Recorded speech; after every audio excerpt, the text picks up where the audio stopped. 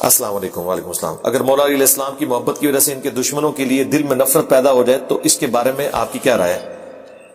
جیسا کہ صحابہ کرام کیوں لکھتے ہیں میرے بھائی؟ 3 بندے ہیں، صحابہ کرام کہاں سے ہو گئے؟ یعنی پاکستان میں 3 بندے کوئی کام کرے تو آپ کیا کہیں گے؟ پاکستانی قوم. صحابہ کرام تو حضرت علی کے ساتھ تھے.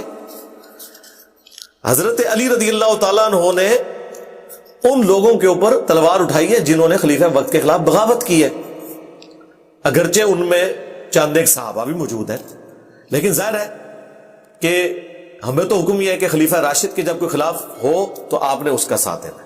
باقی رہ گیا ان کے بارے میں دل میں غل آ جانا، تو یہ پاسبل ہے، یہ تو مولا علی نے اپنے بارے میں کہا ہے فضائل صحابہ احمد بن حنبل کی کتاب میں المصنف ابن ابی شیبہ میں کہ میں اللہ سے امید کرتا ہوں کہ سورۃ الحجر کی آیت نمبر 47 یہ میرے، عثمان، طلحہ اور زبیر کے بارے میں کہ اللہ تعالیٰ قیامت کے دن ہمارے دل میں جو ایک دوسرے کے خلاف نفرت آ گئی ہے، غل آ گیا، میل آ گیا، وہ نکال دے گا اور پھر ہمیں جنت میں داخل کرے گا.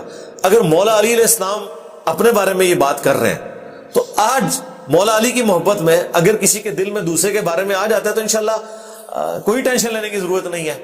ہم مولا علی کے ساتھ کھڑے ہیں، کیونکہ صحیح مسلم میں حدیث ہے علی سے محبت نہیں رکھے گا مگر مومن، علی سے بغض نہیں رکھے گا مگر منافق. حضرت علی ہمارے لیے سینسٹیو ایریا ہے، ان کی محبت میں اگر کسی دوسرے کے بارے میں کوئی بات آ جاتی ہے وہ تو حضرت علی کہتے ہیں میرے دل میں خود آئی ہوئی ہے، ٹھیک ہے، حالانکہ ان کو معاف بھی کر دیا ہوا ہے. اور آپ تو شاید اس بندے کے بارے میں پوچھ رہے ہیں جس کے اوپر قنوت نازلہ پڑی ہے اور اسے معاف بھی نہیں کیا اور کہا کہ قیامت والے دن اللہ کی بارگاہ میں اس کے اور میرے درمیان مقدمہ طے پائے گا، المصنف ابن ابی شیبہ میں موجود ہے. تو خیر ہے، کوئی ٹینشن لینے کی ضرورت نہیں. عذاب قبر کی کیا حقیقت ہے؟ جب انسان گناہ کی معافی مانگ لیتا ہے تو کیا پچھلے گناہ کا عذاب قبر ہوگا؟ نہیں ہوگا جی. جب توبہ کر لی تو سب کچھ معاف. عذاب قبر کی حقیقت یہ ہے کہ قرآن میں موجود ہے کہ فرعونی صبح و شام آگ پر پیش کیے جاتے ہیں، اور جب آخرت کا دن آئے گا تو بڑی آگ پہ پیش کیے جائیں گے. اور بخاری مسلم میں درجنوں احادیث موجود ہیں. امام بخاری نے اس آیت کو عذاب قبر والے چیپٹر کی ہیڈنگ میں ڈالا ہے. مسئلہ 117A میں نے 10 آیات سے عذاب قبر کا ثبوت دیا ہے قرآن سے. آپ عذاب قبر اور انجینئر محمد علی مرزا لکھیں یا 117A لکھ لیں. اور 117B میں نے 17 حدیث اکثر بخاری مسلم سے پیش کی ہیں، تو اس کو آپ تفصیلی دیکھ لیں انشاءاللہ. جو لوگ یہ کہتے ہیں کربلا میں 2 شہزادوں کی جنگ تھی، وہ کدھر کہتے نہیں، مر مر کے سارے کہنے والے، زندہ بھی تے مردہ بھی سارے. کیڑی پرانے زمانے کی گلاں کر رہے ہو؟ کتنے بیٹھے ہو؟ قرآن کریم اور احادیث ہم تک کس نے پہنچائی ہیں اور ان کی بنیاد پر ہم اپنے قائد کی درستگی کر سکتے ہیں؟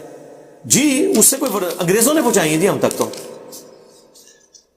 یہ دیکھ لو، یہ کوئی اجمیر شی والوں کا پرنٹنگ پریس ہے؟ یہ قرآن جو پرنٹ ہوا ہے کیا یہ بغداد شی والوں نے مطلب کوئی پرنٹنگ پریس بنایا؟ بتائیں نا. انگریزوں نے پہنچائی ہے.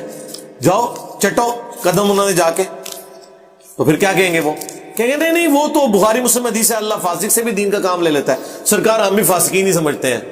ہاں جی، دین کا کام اللہ تعالیٰ لیتا ہے، ٹھیک ہے، اور اللہ تعالیٰ کسی فاسق شخص سے بھی دین کا کام لے سکتا ہے، اس سے کوئی فرق نہیں پڑتا. ہم نے اس کو فالو کرنا ہے جو قرآن و سنت کے اندر لکھا ہوا ہے، ٹھیک ہے.